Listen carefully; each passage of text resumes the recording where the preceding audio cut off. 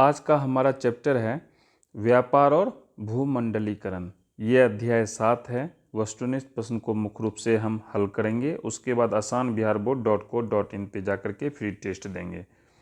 इसको इस तरह से डिजाइन किया गया है कि जो सब ये हमारे नौकरी की भी तैयारी में हमें सहायता करें। पिक्चर से स्पष्ट है ये क्या है, ये वर्ल्ड मैप है। भूमंडलीकरण यानी पूरा विश्व जो है एक भूमंडल हो गया है, एक ही जमीन हो गया है और यहाँ पे सारा लोग हैं जो व्यापार कर रहे हैं। तो इसी को हम लोग पूरी तरह से फोकस करेंगे।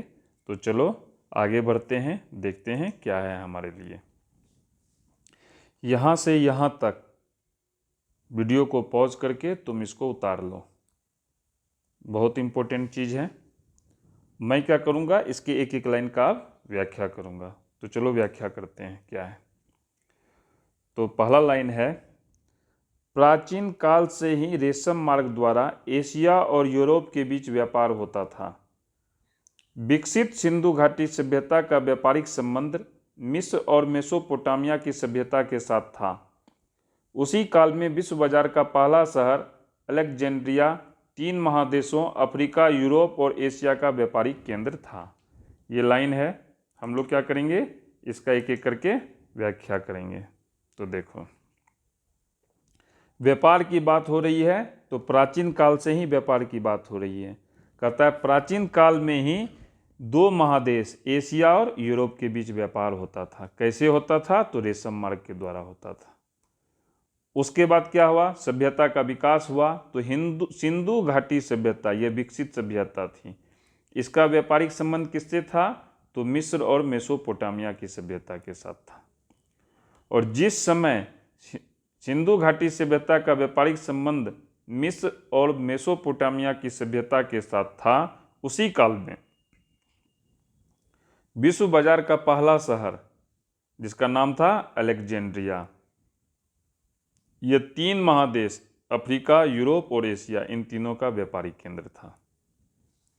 व्यापार होगा तो विश्व बाजार होगा, विश्व बाजार होगा तो पहला शहर कहाँ था, जहाँ सारे महादेश के व्यापारी आके व्यापार करते थे, तो वो शहर था अलेक्जेंड्रिया। तो देखो इसमें क्वेश्चन कैसे कैसे करके पूछता है। पहला क्वेश्चन पूछेगा, विश्व बाजार के पहले शहर का क्या नाम है, तो आंसर हो जाएगा अलेक्जेंड्रिया। दूसरा क्वेश्चन पूछेगा, विश्व बाजार का जो पहला शहर अलेक्जेंड्रिया था, वहां पर किन किन महादेशों के लोग व्यापार करते थे, तो आंसर हो जाएगा अफ्रीका, यूरोप और एशिया। विश्व बाजार से इतना ही क्वेश्चन पूछेगा। अब पूछेगा, विकसित सिंधु घाटी सभ्यता का व्यापारिक संबंध कहाँ की सभ्यता के साथ था, तो आंसर हो जाएगा मिस्र और मेसोपोटामिया की सभ्यता के साथ था। क्वेश्चन पूछेगा, किस मार्ग द्वारा एशिया और यूरोप के बीच व्यापार होता था, तो आंसर हो जाएगा रेशम मार्ग के द्वारा। इससे इतना ही क्वेश्चन पूछेगा। क्वेश्चन का काम खत्म हो गया। अब हम लोग दूसरे स्लाइड में जाके देखते हैं क्या है। कहता है, औद्योगिक क्रांति केंद्र इंग्लैंड आधुनिक युग में अर्थव्यवस्था के क्षेत्र में होने वाली सबसे बड़ी क्रांति थी। 18वीं शताब्दी के मध्य आधुनिक काल से विश्व बाजार का विस्तार आरंभ हुआ। देखो अभी जिस युग में हम लोग रह रहे हैं ये आधुनिक युग है, ठीक है। ये आधुनिक युग कैसे शुरुआत हुआ, तो औद्योगिक क्रांति के कारण शुरुआत हुआ। इसलिए लिखा हुआ है अर्थव्यवस्था के क्षेत्र में जो सबसे बड़ी क्रांति थी वो कौन सी क्रांति थी, औद्योगिक क्रांति थी। इसका केंद्र कहाँ था, इंग्लैंड में था, क्योंकि औद्योगिक क्रांति यहीं से शुरू हुआ। अब देखो, जब हम आधुनिक काल की बात करते हैं तो हम कहते हैं अभी हम आधुनिक काल में हैं। तो ऐसा कौन सा समय था जब आधुनिक काल का शुरुआत माना जाए, तो उसको हम 18वीं शताब्दी का मध्य कहते हैं। यानी 18वीं शताब्दी के मध्य से विश्व बाजार का विस्तार आरंभ हुआ। यानी एक देश से लोग दूसरे देश जाने लगे, फिर एक महादेश से दूसरे महादेश जाने लगे। तो देखो इससे क्वेश्चन कैसे कैसे पूछता है। पहला क्वेश्चन पूछेगा, औद्योगिक क्रांति का केंद्र कौन था? तो आंसर हो जाएगा इंग्लैंड। दूसरा क्वेश्चन पूछेगा, अर्थव्यवस्था के क्षेत्र में होने वाली सबसे बड़ी क्रांति क्या थी? तो आंसर हो जाएगा औद्योगिक क्रांति। अब क्वेश्चन फिर पूछेगा, आधुनिक काल का समय कब से आरंभ होता है? तो आंसर हो जाएगा 18वीं शताब्दी के मध्य से। दूसरा क्वेश्चन इसमें पूछता है, विश्व बाजार का आरंभ या विश्व बाजार का विस्तार कब हुआ? तो 18वीं शताब्दी के मध्य में हुआ। ये सब इसका आंसर है। तो काम खत्म हो गया इस स्लाइड का भी। अब हम लोग अगली स्लाइड में आगे बढ़ते हैं। अब विश्व बाजार का क्या हो रहा है? विस्तार हो रहा है। तो जब किसी चीज़ का विस्तार होता है तो उसके अच्छाइयों के साथ साथ बुराइयां भी आती हैं, ठीक है, या दोनों का संयोग होता है। तो हम देखते हैं क्या सब हुआ। कहता है विस्तार ने 3 आर्थिक प्रवृत्तियों, क्या सब है? व्यापार, श्रमिकों का पलायन और पूंजी का प्रभाव, इसको जन्म दिया। गिरमिटिया मजदूर, जिसको हम अनुबंधित मजदूर भी कहते हैं, को पूर्वी उत्तर प्रदेश, ध्यान रहे उत्तर प्रदेश का पूर्वी इलाका, पश्चिमी बिहार लेकिन बिहार का पश्चिम, ऐसे भी समझो, north west, north south, east west, इसको अगर हम बिहार मान लें, ठीक है, इसको हम अगर उत्तर प्रदेश मान लें तो ये पूर्वी इलाका हो गया, ये पश्चिमी इलाका हो गया अगर हम यहाँ से देखेंगे तो। पंजाब और हरियाणा से यूरोपीय देश अपने देश और अन्य देश ले गए, जैसे फिजी, मॉरिशस। तो इसको समझते हैं। तो देखो क्या है, कहा जब विश्व बाजार का विस्तार हुआ तो 3 आर्थिक प्रवृत्ति जन्म ली। व्यापार, क्या हुआ? व्यापार हुआ एक महादेश से दूसरे महादेश के बीच। श्रमिकों का पलायन हुआ, यानी श्रमिक यहाँ से एक जगह से दूसरी जगह जाने लगे, एक देश से दूसरे देश जाने लगे। अभी भी बिहार में इतनी गरीबी है, कहना बहुत दुखद बात है कि यहाँ से मजदूर दूसरे राज्यों में काम धंधा तलाशने के लिए जाते हैं। और पूंजी का प्रभाव हुआ, यानी जहाँ पूंजी ज़्यादा थी वहाँ से पूंजी छोटी जगहों में आई। अब देखो ये जो मजदूर आज भी पलायन होता है, तो उस समय जो मजदूर जाते थे काम की तलाश में, उनको एक अलग नाम दिया गया। क्या नाम दिया गया? गिरमिटिया मजदूर। अनुबंधित मजदूर थे, यानी अनुबंध होता था, आपको इतना दिन काम पे रखेंगे फिर आपको वापस आपके देश भेज देंगे। ये कहाँ से गए? तो पूर्वी उत्तर प्रदेश से गए, पश्चिमी बिहार से गए, पंजाब से गए, हरियाणा से गए। कहाँ गए? यूरोपीय देश, अपने देश और दूसरे देशों में ले गए। तो देखो इसे क्वेश्चन कैसे कैसे पूछता है। इसे क्वेश्चन पूछेगा, पहला क्वेश्चन पूछेगा, गिरमिटिया मजदूर का दूसरा नाम क्या है? तो आंसर हो जाएगा अनुबंधित मजदूर। दूसरा क्वेश्चन फिर पूछेगा, गिरमिटिया मजदूर को बिहार के किस हिस्से से ले जाया गया? तो आंसर हो जाएगा पश्चिमी हिस्से से।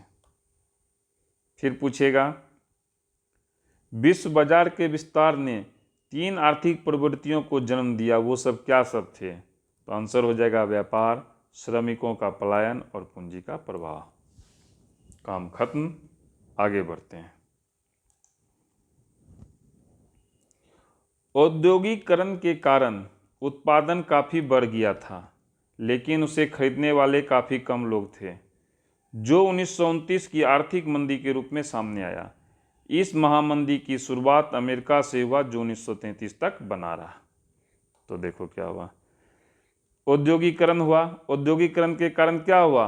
माल ज़्यादा मात्रा में बनने लगा। क्या हुआ? उत्पादन काफ़ी बढ़ गया था, लेकिन खरीदने वाले लोग कम थे। तो क्या हो गया? सामान ज़्यादा हो गया। मान लो प्याज का उत्पादन ज़्यादा हो जाए और खरीदने वाले लोग कम हैं, तो क्या होगा? प्याज सड़ने लगेगा, यानी पूंजी बर्बाद हो गई। तो उससे क्या हुआ? आर्थिक मंदी आया। कब आया आर्थिक मंदी? 1929 में। इसको अंग्रेजी में द ग्रेट डिप्रेशन कहा जाता है।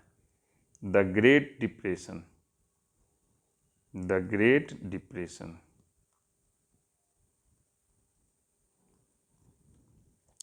और कहता है इस महामंदी की शुरुआत कहाँ से हुई थी? अमेरिका से हुई थी। 1929 में शुरुआत हुआ और कब तक बना रहा? 1933 तक बना रहा। तो देखो इसे क्वेश्चन कैसे कैसे पूछता है। क्वेश्चन पूछेगा, औद्योगिकीकरण के कारण उत्पादन काफ़ी बढ़ गया था, लेकिन क्या कम हो गया था? तो आंसर होगा खरीदने वाले काफ़ी कम हो गए थे। दूसरा क्वेश्चन पूछेगा आर्थिक मंदी किस साल आई? तो आंसर हो जाएगा 1929 में आई। फिर क्वेश्चन पूछेगा महामंदी की शुरुआत किस देश से हुआ? तो अमेरिका से हुआ, जो कब तक बना रहा? तो 1933 तक बना रहा। क्लियर हो गया? अब हम लोग नेक्स्ट स्लाइड में प्रवेश करते हैं। तो जब महामंदी आया तो कहता है इस आर्थिक संकट के कारण यूरोप में फासीवादी नाजीवादी शासन प्रणाली का उदय हुआ और इस मंदी का भयावह रूप द्वितीय विश्व युद्ध के रूप में सामने आया। तो समझते हैं इसको। देखो, जब आर्थिक संकट आया तो क्या हुआ? लोग खरीद नहीं सकते थे सामानों को। तो जब लोग खरीद नहीं सामान को सकते थे तो लोगों में असंतोष हुआ। उस असंतोष का फायदा उठाया गया यूरोप में, और वहाँ पर क्या हुआ? फासीवादी आए, मुसोलिनी आया, नाजीवादी आया, हिटलर का उदय हुआ।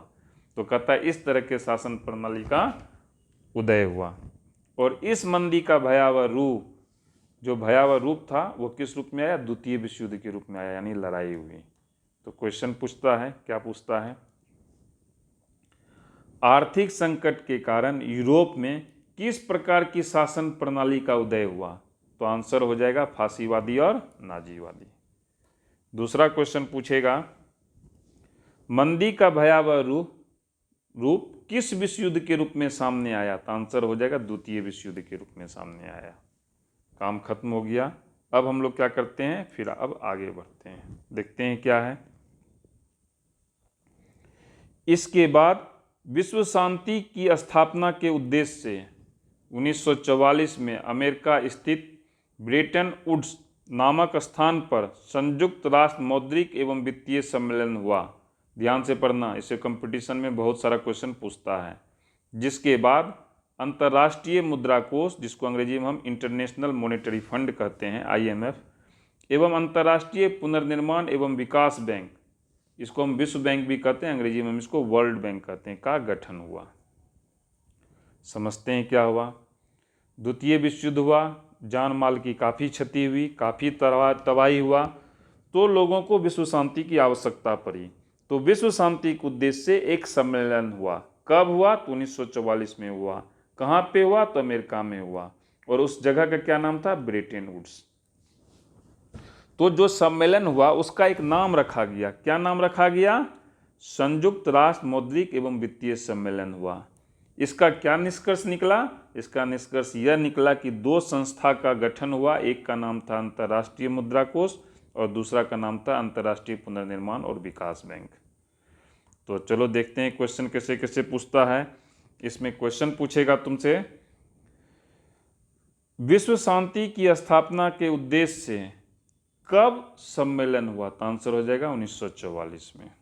दूसरा क्वेश्चन पूछेगा अमेरिका में सम्मेलन कहाँ हुआ? तो आंसर हो जाएगा ब्रेटन वुड्स में हुआ। और मोस्ट इंपोर्टेंट क्वेश्चन पूछता है विश्व शांति की स्थापना के उद्देश्य से जो सम्मेलन हुआ उसका क्या नाम था? तो आंसर हो जाएगा संयुक्त राष्ट्र मौद्रिक एवं वित्तीय सम्मेलन। इसके अलावा क्वेश्चन पूछेगा जो सम्मेलन हुआ उसमें दो संस्था का गठन हुआ, उसका क्या नाम था? तो आंसर हो जाएगा अंतर्राष्ट्रीय मुद्रा कोष और अंतर्राष्ट्रीय पुनर्निर्माण एवं विकास बैंक। IMF दे देता है क्वेश्चन में, पूछता है इसमें M का क्या अर्थ है? तो मॉनेटरी। क्या अर्थ है? मॉनेटरी। क्लियर हो गया? आगे बढ़ते हैं। द्वितीय महायुद्ध के बाद यूरोप में आर्थिक दुष्प्रभावों को कम करने के लिए यूरोपीय संघ का उदय हुआ। ये तो बात हुई अमेरिका का। अब कहा यूरोप में क्या हुआ? तो कहा यूरोपीय संघ का उदय हुआ कि अब हम लोग नहीं लड़ेंगे झगड़ेंगे, एक होकर के रहेंगे। तो क्वेश्चन पूछेगा द्वितीय महायुद्ध के बाद यूरोप में आर्थिक दुष्प्रभावों को कम करने के लिए किसका उदय हुआ? तो आंसर हो गया यूरोपीय संघ का उदय हुआ। ये लास्ट है मेरे ख्याल से। तो देखते हैं क्या है। अब आते हैं भूमंडलीकरण। अब हम लोग 1990 में प्रवेश कर गए हैं। अभी तक हम लोग 1945 से 50 में थे। कहता है भूमंडलीकरण शब्द का सर्वप्रथम इस्तेमाल संयुक्त राज्य अमेरिका के जॉन विलियमसन ने 1990 में किया था। 1991 में सोवियत साम्यवादी गुट के अवसान के बाद इस नवीन अवधारणा का पुनः विकास हुआ। इसके प्रभाव को कायम रखने में विश्व बैंक, अंतर्राष्ट्रीय मुद्रा कोष और 1995 में अस्तित्व में आया विश्व व्यापार संघ का बहुत बड़ा योगदान था और है, था भी और है भी आज भी। तो सबसे पहला क्वेश्चन उसको समझते हैं। तो अब क्या हुआ, पूरा विश्व एक हो गया है, उसी को एक नया नाम दिया गया भूमंडलीकरण, यानी सब भूमंडल हो गया है, कोई पानी और हवा से दूर नहीं है। इस शब्द का पहला उपयोग किसने किया? संयुक्त राज्य अमेरिका के एक व्यक्ति थे, उनका नाम था जॉन विलियमसन, उसने किया। तो देखो दुनिया में दो धारा है, अमेरिका और दूसरा है रूस। लेकिन 1991 में जो रूस का जो सोवियत समाज था उसका जो साम्यवादी गुट था उसका पतन हो गया। जब पतन हो गया तो अमेरिका के रास्ते में अब कोई नहीं था। तो ये जो अवधारणा है भूमंडलीकरण, इसका पुनः विकास हुआ। पुनः विकास का मतलब यह हुआ कि भूमंडलीकरण जो है बहुत पहले से इस पृथ्वी पर है, जिसको हम लोग अच्छे से दीर्घ उत्तरीय प्रश्न और लघु उत्तरीय प्रश्न में देखेंगे। तो इसके प्रभाव के तो भूमंडलीकरण, उसको कायम रखने में विश्व बैंक, पढ़े थे अभी, अंतर्राष्ट्रीय मुद्रा कोष और 1995 में अस्तित्व में आया विश्व व्यापार संघ का बहुत बड़ा योगदान था। इन तीनों ने मिलकर के इसको कायम रखा है। तो पहला क्वेश्चन, WTO जिसका हिंदी विश्व व्यापार संघ है, उसका कब गठन हुआ? तो आंसर हो जाएगा 1995। दूसरा क्वेश्चन पूछेगा, भूमंडलीकरण शब्द का सर्वप्रथम प्रयोग किसने किया? तो आंसर हो जाएगा जॉन विलियमसन ने किया। फिर पूछेगा, सोवियत साम्यवादी गुट का अवसान कब हुआ? तो आंसर हो जाएगा 1991। काम खत्म है। अब हम लोग क्या करेंगे, asanbiharboard.co.in जाएंगे, वहाँ जा कर के हम लोग टेस्ट को देंगे। लैपटॉप में उस पहले वाले स्लाइड की तरह दिखेगा और मोबाइल में इस तरह से दिखेगा। और हमको बने रहना है, बहुत जल्द मैं दूसरी वीडियो लाऊंगा जिसमें हम लघु उत्तरीय प्रश्न और दीर्घ उत्तरीय प्रश्न को सॉल्व करेंगे।